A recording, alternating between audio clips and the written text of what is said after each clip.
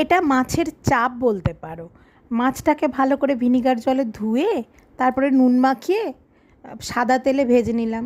মাছটা রান্না হবে পুরো সাদা সাদা, তাই হলুদ দিইনি। তারপরে ভেজে ভালো করে তুলে নিতে হবে। তারপর ভালো করে দই একটু ফেটিয়েও রাখতে হবে ভালো করে। তারপর মাছগুলো ভেজে তুলে নেওয়া হয়ে গেল। এবার তেলটাকে নামিয়ে দিলাম। এইবার পেঁয়াজটা ভালো করে সেদ্ধ করে নিলাম রসুন আর কাজু দিয়ে।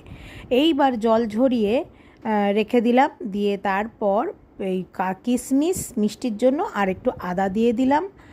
আর তোমার পেঁয়াজগুলো ভালো করে জল ঝরিয়ে ওর মধ্যে দিয়ে দিলাম ঠান্ডা করে। তারপরে মিক্সিতে ভালো করে ঘুরিয়ে নিলাম। এদিকে সেই মাছ ভাজার তেলের মধ্যে একটা তেজপাতা ফোড়ন দিলাম। গরম মশলা দিতে ভুলে গেছিলাম, আমি গরম মশলা একটু ফোড়ন দিতাম, তো ভুলে গেছি, বার করা ছিল, তারপরে দিতে ভুলে গেছি। তারপরে মশলাটাকে দিয়ে একটু নুন দিয়ে দিলাম পরিমাণ মতো, আর দিলাম তোমার একটু বিরিয়ানি মশলা, আমি ঘরেই বানাই বিরিয়ানি মশলা, সেটা দিয়ে দিলাম। আর দইয়ের সাথে একটু তোমার কেওড়া জল আর একটু গোলাপ জল ফেটিয়ে নিয়েছিলাম, নিয়ে সেটাকে দিয়ে ভালো করে কষে নিলাম। দিলাম সামান্য একটু হলুদ আর দিলাম একটু শুকনো লঙ্কার গুঁড়ো। তোমরা যে যেমন পারো সেরকম খাবে, আমি কাঁচা লঙ্কা দিইনি।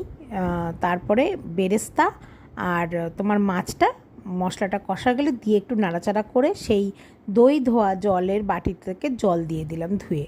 তারপর আর একটু জল দিয়ে ভালো করে ফুটিয়ে নিলাম। নেওয়ার পরে শেষে ঘি দিয়ে নামিয়ে নিলাম, ব্যাস হয়ে গেল। তো মাছের চাপ বলছি আমি, তোমরা